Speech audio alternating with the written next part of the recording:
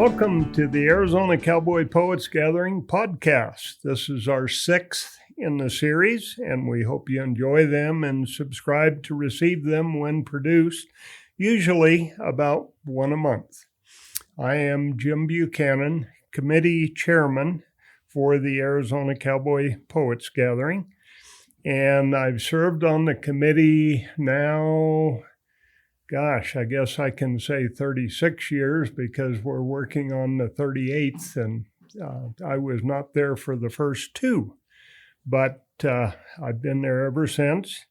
I want to thank Fane's Signature Group, Talking Glass Media, Guy Rodginson, director, Cast 11, Tony Tedford, who's here in the studio with us, multimedia producer, and all their staff. They've been wonderful to work with, professional, and we do highly recommend them. Our 37th gathering is history. It was wonderful and a wonderful success. Our board, our committee, our volunteers who worked all year long brought it all together. We need to thank our sponsors, our donors, patrons who support the gathering, the cowboy poets and musicians who were the best of the best and were super. And thanks to Yavapai College, Jim and Linda Lee Performing Arts Center, and all the staff there. If you missed it, be sure and come next year because it's a wonderful event, and a couple thousand people came to the night shows and thoroughly enjoyed them. So we think you will too. The history of the Arizona Cowboy Poets Gathering is, to me, a kind of an interesting story, and started many years before the gathering actually began. Historically, cowboy poetry began way back in the American West. The roots of poetry, of course, go much deeper, but with the American West and the American cowboy, it really became a popular thing. And Sally Harper Bates is my guest today. Welcome, Sally. Thank you, Jim, for having me. She was part of the beginnings of the Arizona Cowboy Poetry Gathering, and we've been friends, acquaintances for many, many years before the gathering, back to when we were both kids. Let's don't talk about how long ago that was, though. It was a while back. It was a while back. Yes, it was. And I remember, have a special memory, and I've told Sally this before, that one time she and her family invited me out to the ranch that her dad, Wallace Harper, was managing at the time. I believe he was manager, right? Not Foreman, yeah. Foreman. Mm-hmm. And it was the Cross U. At the Cross U. The Cross U. Yeah. Mm-hmm. And they invited me out to one of their get-togethers. Back in those days, there was no cell phones, there was no TVs. Radio was usually hard to get, and you could get maybe one channel. I remember at home in those days, my dad's favorite radio program was the Mormon Tabernacle Choir out of KSL in Salt Lake City. And other than that, I enjoyed Fibber McGee and Molly and some of those things. Maybe I'm giving away my age. Of course, Sally isn't as old as I am, I'm sure. Pretty close, Jim, pretty close. Pretty close. But anyway, at the get-together at the ranch, that was really my first exposure to cowboy poetry and true cowboy music, not Western music, not Western swing, not what's on the radio stations today, but when a cowboy and or his wife or maybe family sat around a campfire in the evenings and told stories, recited poems that they had learned, sang songs, and it was just a wonderful time. And I've always recalled that with a kind of a special fondness. And so I've invited Sally to be here today to talk about a little bit about her experiences before the gathering, in those times when cowboy poetry was just shared at home, maybe with neighbors or friends mostly, or family, but there was no audience. Well, sometimes there was an audience. My mom was a great one for having the neighbors come over. And we had neighbors that played guitar and sang and did music together. My dad played the guitar, and we used to play old 78 records that he had, a whole collection of them. And it was the Sons of the Pioneers, early in their recording years. And a lot of those records just held cowboy music. And I say cowboy, meaning it was about cowboys, for cowboys. We almost wore out all of those 78 records. But we would invite everybody to bring, it would just be a potluck. And that was one of the things that I think you came to, is we just had a big potluck for everybody in the neighborhood. And Mom would load us kids in the Jeep, and we would go neighbor to neighbor to neighbor to neighbor and invite them, because of course there were no phones. And we did have a phone. It was an 8-line party line. And most of the neighbors knew already that we were having a party if somebody called somebody, because everybody answered the phone, whether they were supposed to or not. So we did have audiences. We invited everybody to come over that wanted to, and anybody that played guitar or sang or recited poetry were given a time to share whatever they brought with them. Yep. Nice. And it was special. Very. I really. Very special. I still remember it, and that was a long time ago. Yeah.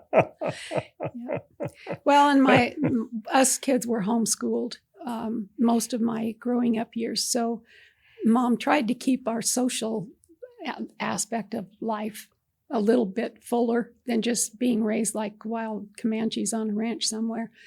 And that was part of her efforts, was bringing in people that played music and were literary. The gentleman that my dad worked for, Chuck Lakin, who at the time owned a feedlot in Welton and eventually started Lakin Pellet Mill. He was actually the first in Arizona to start making pellets for horse feed. So he played the guitar, and he and my dad would banter off of each other. And he did more poetry than my dad. Dad did a lot of music.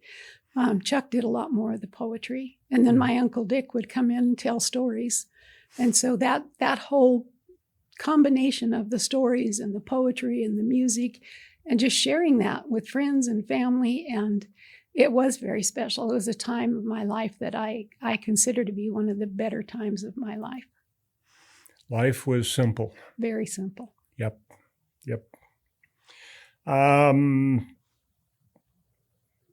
Then kind of the world evolved, and give us a little of your perspective of how cowboy poetry began to become an activity where the public was invited to come and listen and learn. Yeah, outside of those kind of gatherings, I had no idea that there was any such thing as a cowboy poetry gathering until Warren Miller from the Charlotte Hall Museum went to Elko. And at the time, I was friends with a young man by the name of John Kennedy, who was actually a judge in Mayor for a while. But we were good friends. He had a print shop, and he was doing some jobs for me. He mentioned to me that he and Warren were going to Elko. And when he came back, I went over and asked him, what was that all about? What was it like? And that was my first introduction that there even was such a thing. And Elko was the beginning of cowboy poetry gatherings. Not exactly. Okay. Not exactly. There was a woman who lived up in Nevada, not far from Elko, I think, if I remember right. Her name was Sarah Sweetwater. And according to Bess Quinlan, Sarah was doing gatherings of cowboys to present their poetry before Elko started. Oh, really? Mm-hmm. So she kind of got left in the dust. Hal Cannon, who was, I forget what his title was, but he worked in Elko. And he kind of took that, and he and Warren put together small groups of older cowboy poets like Everett Brizendine and Slim Kite, and some of those that were early on in our gathering. And he traveled a lot around the West and even took them back east. And I'm not absolutely sure, but I think they went overseas. And he took them for a couple of years and did cowboy poetry presentations that way. But then when he got in touch with Hal Cannon and went to Elko, then he brought that whole venue and that whole genre back into Arizona and started the first gathering, which I got involved with through John Kennedy because he was on the first committee and invited me to come and help out with that. So that's how I got involved in it. And the first 2 years were at the Prescott Resort? Yes. And you were, of course, part of that. I guess in those days you were helping to make sure it all happened, working on a committee, even though I'm not sure you even called yourselves a committee back in those days. It was just a bunch of us got together. I think Warren called us a committee. We just called us a bunch of crazies. But having the love for the poetry, which I grew up with that love of it too, because my grandmother had met Charlotte Hall, and we were homeschooled. So my grandmother had a library in her nursing home, and she had all of Charlotte Hall's books and a lot of other poetry too. And I would get stuff out of her library and take it home. So my introduction to poetry was when I was about 9 or 10 years old. And I wrote a lot of poetry then for homework and projects that I did with the homeschooling projects. So I was vastly interested in who else in the cowboy genre was writing poetry. And one thing I heard commented on substantially was that we all were shocked that there were that many of us out there who were actually poets. Because I know that in the trail days, a lot of the guys would recite poetry and sing songs, and it kind of got depicted that they took their guitar in the chuck wagon, which they didn't. Now, some of them took a mouth harp or a Jew's harp with them, but a lot of it was just off the cuff singing or doing poetry. And in the early trail days in Texas, I understand that a lot of those men came over from Ireland, and they brought a lot of the old Irish ballads over, and then they would just change the words to suit the environment that they were in. And a lot of the old cowboy ballads, they came from the Irish ballads that were brought over with the Irish. So it goes back so far as just even being with the early immigrants, bringing old poetry and music over and then just getting shifted around so that it suited their environment better. And then after the first 2 years, Warren kind of brought the gathering to Charlotte Hall Museum? Well, yes, he did. But after the second year, and I always laugh about this, and I tell it about Warren with loving kindness, because after 2 years of working with all these cowboys, he commented to me, "I will never work with cowboys again as long as I live." So we took it to heart, and we said, well, then we'll just go ahead and do it. But he still stuck with us.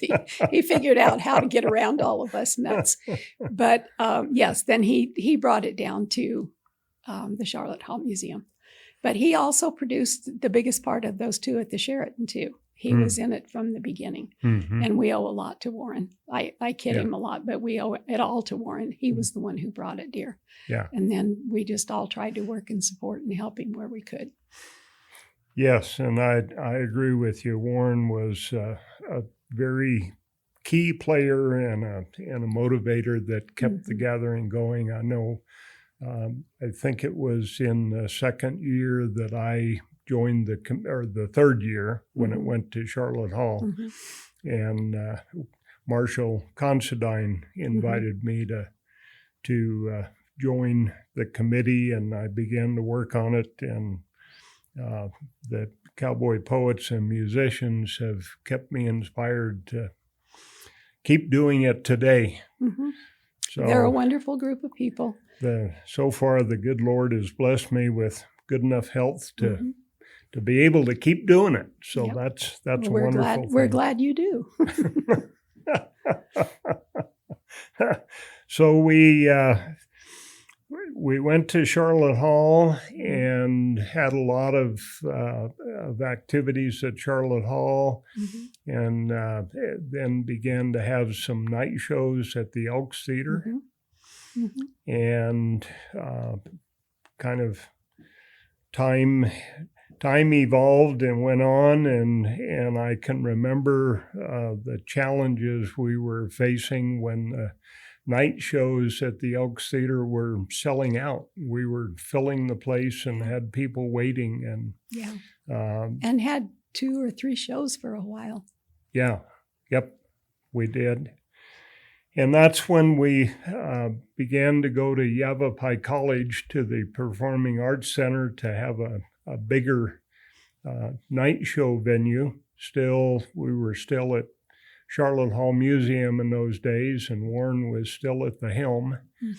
And then, I guess it was 1987, kind of during and after the gathering, that the committee, Warren and the committee and the director at Charlotte Hall, who was new at that time, agreed that we needed to form our own 501c3 and become our own entity. And I remember you and I doing a lot of work to make that happen. And I've always appreciated and still appreciate, Sally, that you've continued to have an interest in the Arizona Cowboy Poets Gathering. And often when we see each other or communicating via email or however it may be, you say, if there's anything I can do, let me know, and I'll sure try to do it. And you've always done that for us. I just don't like to come to all the committee meetings and all that, but I'm there if you need me. I'm a ranch kid. I don't like committees. So, share with us a little bit about, and I think you recall this even better than I do, although this year at the gathering, Mike Dunn wrote a poster poem. I don't know, did you see it? No, I didn't. Well, he went back and mentioned a lot of the names from years past. Oh, wow. And I wonder if you'd share a few of those with us from your memory, and maybe anything special about them. Everett Brizendine, as you mentioned earlier, was a wonderful cowboy and a wonderful poet. Yeah. Nice, very nice. Well, a lot of the early ones that I remember, they did not write a lot of their own poetry. They carried the classics in. And so when we first started doing it, we really kind of gave them a place of honor. And it was like, you asked me to remember something, and I blinked since yesterday, so I'm not sure how good I'm going to do that. But Everett Brizendine, Slim Kite, who else? Gosh, I should have made a list. I'm sorry, Jim. But my main point with those is that even though they were poets, they didn't bring a lot of the fresh poetry that they wrote. They did bring some. Slim Kite wrote some very funny poems. They were short and very what people would call doggerel, but they were still just incredible because they carried such a story. But those early ones that we brought in, that probably a lot of them are mentioned in Mike's poem, they brought the classics. They brought the poetry that people like Mr. Thorpe and some of those guys that put together books and collections of cowboy poetry and music. They brought a lot of those to the gathering, which to me, that's what the heart of the gathering was. It's the history, the traditions, the characters, and the lifestyle, living that lifestyle. And I think that there was a few that, as we're talking, I'm kind of reminded of Georgie Sicking. Oh, Georgie Sicking, yeah. Georgie grew up around here in Yavapai County, but they moved up to Nevada. Yeah. But she did a lot of her own poetry. She was one of the first that brought the fresh. I remember saying the title "Cowgirl" to him. To her. And having Georgie correct me. And yes. Jim, no, I am not a cowgirl. No. I am a cowboy. Yep. Because the cowboying is a job. It's a job you do it. And even though that mostly men did it. And in fact, I wrote a poem about if you're going to call me a cowgirl, then you better call them bull boys because better get the gender split right. But Georgie would kind of lose her mind a little bit if you called her a cowgirl. Yeah, Georgie was a peach. And then there was another one of my favorites through the years was Carol Jarvis. Oh yeah, Carol and Dan Jarvis both were came. excellent poets, and Carol passed away a couple of years ago, but was one of those wonderful ladies that brought a lot of good poetry to the gathering and had a lot of audience appeal. She did. And her stuff was so, I think one thing that was so appealing is her stuff was so real and so traditional. Everything she wrote about what she knew, and that was ranching and raising kids on ranches. Yep. Plus, she had a great sense of humor. And so she put a lot of things in her poetry that was very entertaining. Yep. Yeah. And Barbara Hall came early on, and Barbara was another one that just wrote the greatest traditional poetry. She wrote a poem that had a line in it about the lee side of the horse and how that side of her boot got frozen on that side of the horse and not the other because the wind blowing through Nevada came so strong from one side. She just, and we called them the real deal because they knew the ranching industry, they knew the culture, they knew the traditions, and anything they wrote about it was honest and it was true. And I think when we first started opening it up and people would come to open sessions and someone would say, oh, that was a great poem, and invite them, but they didn't do a background check on them, so to speak. And they'd come in and put lines in their poetry that anybody who'd ever put a saddle on a horse knew. They didn't know what they were doing. And if they did it the way they put in the poem, it would have been on backwards. And so a lot of us took exception to that. And we tried to be a little bit more careful about who we invited, that they had a traditional background. And then a lot of entertainers began to filter in. And then in all honesty, a lot of the good poets, they found out that they could add to their cowboy income, which was pretty sparse, by going to the gatherings, and they began to be paid for their time and their travel and things like that, which was good. But it opened up a whole new facet to the gatherings. And the entertainers began to move in, and they're great. Some of them are really good entertainers. But to me, it kind of began to drift away from that intimate culture and heritage and that sharing from each other's history and our family growing up and the things that we knew about the West. And it kind of got filtered out a little bit, I think. It's not gone, but I think it began to filter a little. Yeah. Well, you and I were visiting earlier about the gathering we put on today, and I'm very proud of it and feel it's a wonderful event, brings a lot to the public. But it does have kind of a commercial, that's not a good word, but a commercial atmosphere to it. You're sitting in an audience hall and you're listening to someone on stage with a sound system, and cowboy poetry originated around the campfire, and there wasn't any microphone, and there wasn't any audience that bought a ticket to come. They were all friends and neighbors who loved what was being done, and they loved the life. Well, I have to say, too, that a part of that tradition that we ran up against, too, in the early years was that part of the tradition that it was all recited. And they didn't provide microphones at the early gatherings either. And they didn't read poetry.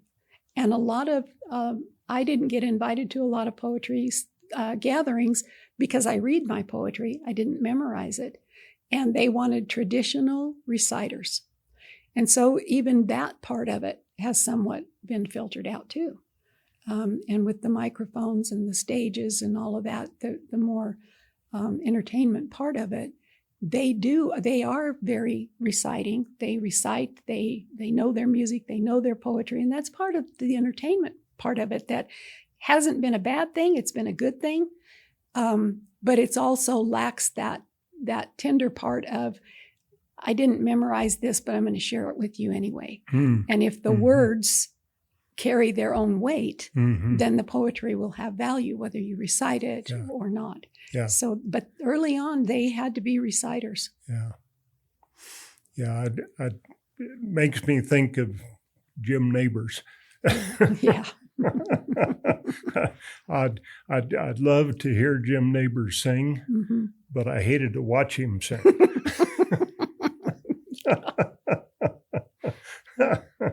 And I think, Sally, what you just mentioned, if you are really concentrating as you hear cowboy poetry, if you really concentrate on the words and what's being said, you'll often find something in the poetry and the poem that's a real story that it is far greater than a smile on their face or a nice white shirt that they're wearing, or Well, I think one of the best examples of that is a guy named Larry McWhorter, who came from Texas. And a lot of people didn't like to listen to him recite. And J.B. Allen was another one. He recited like he had marbles in his mouth, and it was very hard to understand him. If he could get on the microphone and would keep it close. But if you just listen to the words, he was one of the most incredible wordsmiths that was part of the early gatherings. Joel Nelson is another one. Joel is probably the premier cowboy poet of our genre and in our lifetime, to my estimation. He's excellent. Yeah, Larry McWhorter and J.B. Allen and some of those guys. Yeah. But when you get their books and you sit, and I have to say, that is one really good thing that has come. There's more written cowboy poetry available now than there has been in the history of mankind. And a lot of it's not quality. But when you get a hold of a book that has the quality poetry in it, the lines that these guys are writing, they're anything that you could read in the old classics from the English poets. Yeah. They're just as deep. They have just as much value. They have just as much beauty in them. But sometimes if you don't understand what they're saying and listen very carefully, go get a book and sit and read them, because some of the lines in those cowboy poems are just, they're to die for, so to speak. They're just incredible. Yep. I am glad and proud, I guess I would say, that I think all of the names you've mentioned have been to Prescott, to our Add gathering. Randy Riemann to that list too. Yeah. And Jesse Ballantyne. I think those guys are just absolutely right up there at the cream of the crop. I was going to mention Joel earlier, and another lady is our friend Audrey Hankins. Oh, Audrey, sure. Yes. Nice lady. Wonderful lady. We traveled a lot together when we were in the first 5 or 6 years when we were all getting invited to those early gatherings. And we'd throw everything in the back of one of our cars. Whoever had the most gas in their car got to drive. And we were going to write a book one time about all of the crazy things that happened to us when we were staying in motels. But Audrey was one of my favorite traveling parts. I miss her a lot. Yeah. Yep. Interesting. So we evolved through the years, grew to the point that we moved everything to Yavapai College. It's been a good home for us, shall I say. The staff there are always wonderful to work with. And they have the rooms mostly that accommodate us very nicely.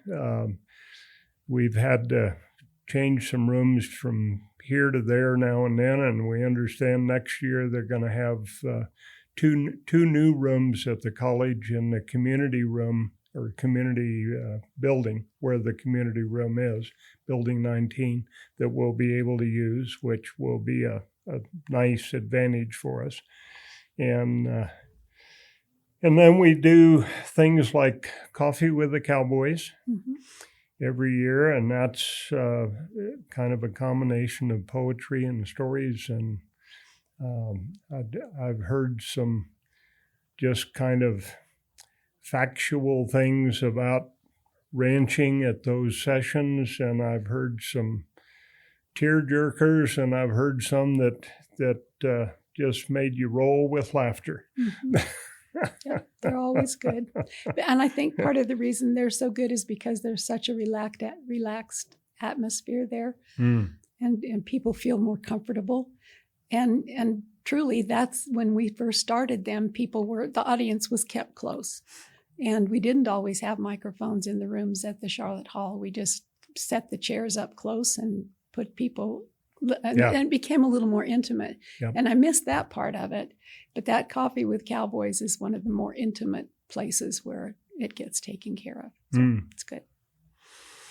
Well, good. I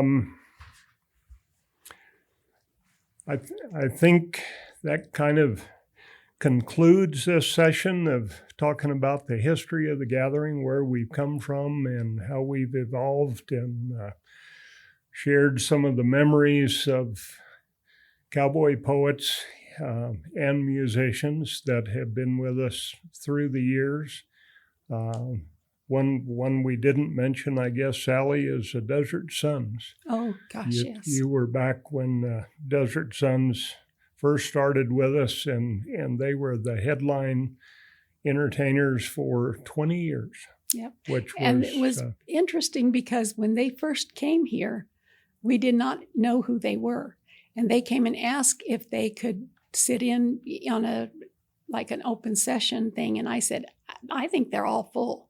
I'm really sorry, but you can go talk to Warren Miller. And boy, when Warren put them on stage during the lunch hour, gave them a venue there of their own. And I walked around the corner and went, wow. And they became a permanent part of our gathering. They were very, very special part of our gathering. And they were a group that substantially sang the classic songs. Yes. I think that was really their strength, and why everybody loved them so much is because they revived those spirits and inner feelings in all of us, remembering those old songs. And they were wonderful at doing that.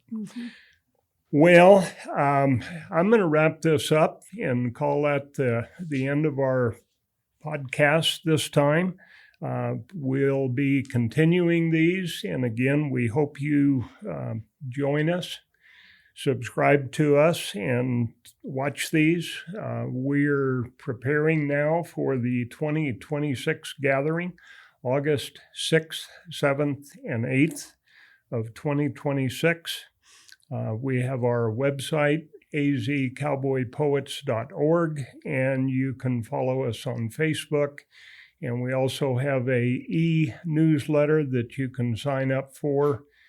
Go to our website. There's a link on there to sign up. You can also send us an email or give us a phone call. And the Gathering Phone Message Center phone is 928-713-6323. And call and leave us a message there, and we'll get back to you. And we appreciate your watching very much. Hope you have a wonderful day. We hope it rains some more. We sure need the rain. And we'll see you next time. Thank you. Adios.